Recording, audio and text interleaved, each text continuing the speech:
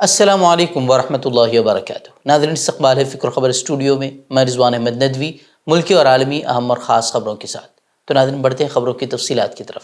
Supreme court میں آج یعنی کہ منگل کو نیٹ یو جی 2024 کے امتحان کو چیلنج کرنے والی درخواستوں پر لگاتار دوسرے روز سماعت ہوگی۔ اس کیس کا فیصلہ آج ہی سنائے جانے کی توقع ہے۔ Chief justice D Y Chandrachud کی سربراہی والی بینچ کے سامنے آج این ٹی اے اپنا موقف پیش کرے گی۔ گزشتہ روز سماعت کے دوران درخواست گزاروں نے اپنے دلائل مکمل کر لیے تھے۔ سپریم کورٹ نے گزشتہ روز آئی آئی ٹی دہلی کے ڈائریکٹر کو نیٹ یو جی 2024 امتحان کے فزکس کے ایک سوال کی جانچ کرنے اور منگل کی دوپہر تک صحیح جواب پر رپورٹ پیش کرنے کے لیے 3 ماہرین کی ایک ٹیم تشکیل دینے کا حکم دیا تھا۔ خیر رہے کہ حکومت نے رپورٹ پیش کرتے ہوئے کہا ہے کہ نیٹ یو جی امتحان میں بڑے پیمانے پر کوئی خلاف ورزی نہیں ہوئی ہے۔ وزیر خزانہ نرملا سیتارمن آج مالی سال 2024-25 کا بجٹ پیش کر رہی ہیں۔ اس سے قبل Shiv Sena you B T کے لیڈر اور راجیہ سبھا کے رکن سنجے راؤت کا بڑا بیان سامنے آیا ہے۔ انہوں نے پریس کانفرنس کرتے ہوئے کہا کہ یہ این ڈی اے کا پہلا بجٹ ہے۔ ہم دیکھنا چاہتے ہیں کہ چندر بابو نائیڈو اور نتیش کمار اس پر کتنا اثر ڈالتے ہیں۔ واضح کہ وزیر خزانہ نرملا سیتارمن کے ذریعے پیش کیے جانے والے اس عام بجٹ سے لوگ کافی پر امید ہیں۔ اس بجٹ سے اگر مہنگائی اور بے روزگاری کچھ کم ہوتی ہے تو یہ عوام کے لیے بڑی راحت ہوگی، مگر اپوزیشن پارٹیوں کو اس کی توقع کم ہی ہے کہ یہ عوامی بجٹ ہوگا۔ وہ اقتصادی ماہرین کا خیال ہے کہ اس ہفتے پیش کیے جانے والے عام بجٹ میں سماجی تحفظ سے متعلق اسکیموں جیسے نئے پینشن سسٹم اور آیوشمان بھارت کے حوالے سے کچھ اعلانات ہو سکتے ہیں، تاہم انکم ٹیکس کے معاملے میں ریلیف کی امید کم ہی ہے۔ نیٹ کے حوالے سے ملک بھر میں جاری ہنگامہ آرائی کے درمیان حکومت کرناٹکا نے فیصلہ کیا ہے کہ اب وہ ریاست میں اس میڈیکل داخلہ امتحان کو منعقد کرنے کی اجازت نہیں دے گی۔ نیٹ پیپر لیک کے تنازع کے درمیان کرناٹکا کی کابینہ نے نیا بل منظور کر لیا ہے۔ کانگریس کی قیادت والی کرناٹک حکومت تمل ناڈو کے بعد نیٹ کو منسوخ کرنے کی تجویز کے بل کو منظوری دینے والی دوسری ریاستی حکومت بن گئی ہے۔ کرناٹک میں منظور کیا گیا بل نیٹ کے بجائے کچھ اور میڈیکل داخلہ امتحان منعقد کرنے یا نیٹ کو کرناٹک میں کامن انٹرنس ٹیسٹ CET سے جوڑنے کی تجویز ہے۔ یہ بل کرناٹک قانون ساز اسمبلی میں پیش کیا جائے گا۔ اس میں حکومت سے درخواست کی گئی ہے کہ ریاست 12ویں جماعت کے نمبروں کی بنیاد پر میڈیکل کورسز میں داخلے کی اجازت دے۔ نیٹ لاگو ہونے سے پہلے میڈیکل کالجوں میں داخلے اسی طریقے سے ہوا کرتے تھے۔ جموں کشمیر کے راجوری ضلع میں منگل کے روز فوج کے جوانوں نے دراندازی کی کوشش کو ناکام بنا دیا ہے، تاہم اس فائرنگ کے دوران ایک فوجی اہلکار زخمی ہو گیا ہے۔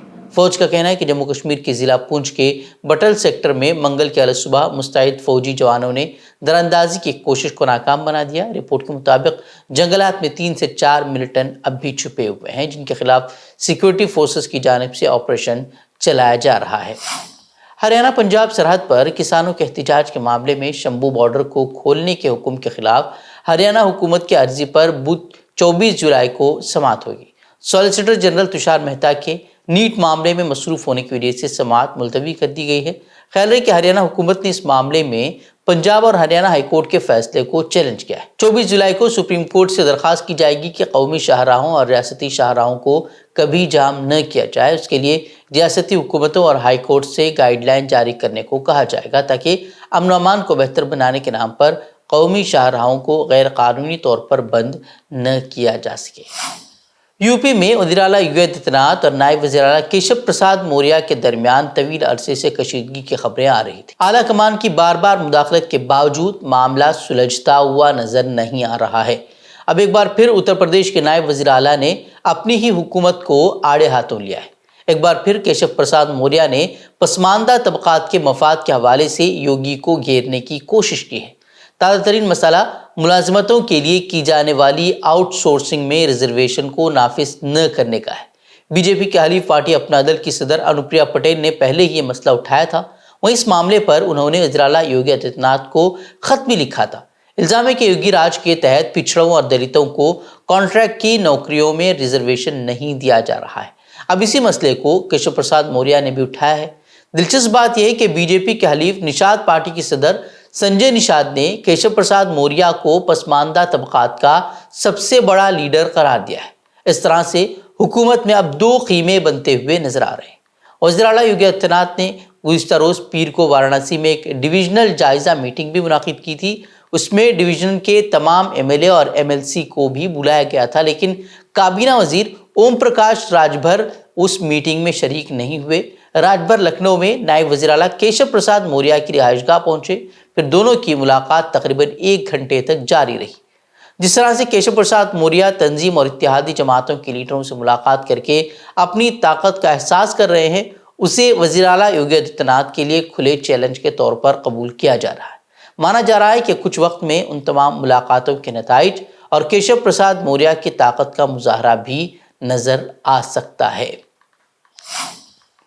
National council for educational research and training NCERT نے 2022-23 میں اسکول کی نصابی کتابوں میں کی گئی تبدیلیوں کو اب بھی جاری رکھا ہے۔ جیسے جواہر لال نہرو اور مغلوں سے متعلق صفحات کو وہ حذف کر دیا گیا تھا۔ پہلے حکومت نے کووڈ کے دوران طلباء پر تعلیمی بوجھ کا حوالہ دیتے ہوئے ان اسباق کو، ان صفحات کو وہ ہٹایا تھا، اور اب جبکہ کووڈ وبائی امراض کے بعد تعلیمی سرگرمیاں معمول پر آ گئی ہیں، تو حکومت پر نظریاتی تعصب کی بنیاد پر اسباق ہٹانے کے الزامات جو ان پر لگتے آ رہے تھے، اس کو اب تقویت مل رہی ہے۔ NCERT نے 2023-24 میں نصاب میں نیا مواد بھی شامل کیا ہے، لیکن جو مواد انہوں نے خارج کیا تھا ان ابواب کو اب بھی بحال نہیں کیا گیا ہے۔ جو بائیڈن کے صدارتی دور سے دستبردار ہونے کے اعلان کے باوجود جنگی مجرم اسرائیلی وزیراعظم نیتن یاہو نے ایک بڑا بیان دیا ہے۔ اسرائیلی وزیراعظم نیتن یاہو نے امریکہ روانگی سے قبل صحافیوں سے گفتگو میں کہا کہ مشرق وسطیٰ کی صورتحال میں امریکہ کو اسرائیل کی ضرورت رہے گی۔ اس سے فرق نہیں پڑتا کہ امریکہ کا آئندہ صدر کون ہوگا اور کون نہیں۔ اسرائیل مشرق وسطیٰ میں امریکہ کا مضبوط ترین اتحادی تھا اور رہے گا۔ وہیں غزہ کے حالات کی بات کریں تو آج صبح سویرے شمال غزہ میں اسرائیلی افواج نے بمباری کر مزید 16 فلسطینیوں کو شہید کر دیا ہے، جبکہ خان یونس میں انخلا کا حکم جاری کرنے کے فوراً بعد ہوئے حملوں میں اب تک 81 فلسطینی شہید اور 250 سے زائد زخمی ہو چکے ہیں۔ وہیں مقبوضہ مغربی کنارے میں بھی اسرائیلی افواج کی سفاکیت کا مظہر وہ جاری ہے۔ یہاں طول کرم پناہ گزین کیمپ پر ہوئے ڈرون حملے میں 5 افراد جاں بحق ہو گئے ہیں، جن میں ایک ماں بیٹی بھی شامل ہے۔ اسرائیل نے دعویٰ کیا ہے کہ یہ حملہ حماس کے ایک کمانڈر پر کیا گیا تھا۔ تو ایک طرف یہ حالات ہیں، تو دوسری جانب مثبت خبر یہ ہے کہ غزہ کی دو بڑی طاقتیں حماس اور الفتح کے مابین 3 روزہ مفاہمتی مذاکرات جو کہ چین میں ہوئے تھے، کامیابی کے ساتھ اختتام کو پہنچ گئے ہیں۔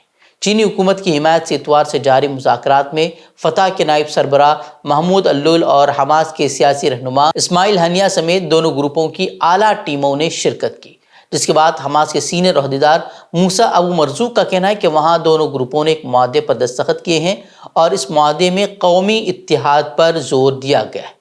فتح اور حماس کے درمیان آپ کو معلوم ہونا چاہیے کہ مسائل پر شدید اختلافات کے نتیجے میں مقبوضہ مغربی کنارے اور غزہ 2007 سے سیاسی طور پر منقسم ہے۔ دونوں جماعتوں کے مقاصد مؤثر طور پر ایک جیسے ہی ہیں۔ 1967 کی سرحدوں پر ایک فلسطینی ریاستی تشکیل ان جماعتوں کا اہم مقصد ہے، لیکن وہ اسرائیل کے بارے میں اپنے رویے پر منقسم ہے۔ الفتح مسلح مزاحمت پر پرامن مذاکرات کی وکالت کرتی ہے، جبکہ حماس اپنے مسلح مزاحمت کی وجہ سے جانی جاتی ہے۔ تو ناظرین، خبروں کے لیے آپ ہمارے ویب سائٹ www.fikrkhabar.com پر رجوع کر سکتے ہیں۔ ویڈیوز کے لیے ہمارے YouTube چینل کو سبسکرائب کریں۔ تو ناظرین، اجازت دیں۔ السلام علیکم ورحمۃ اللہ وبرکاتہ۔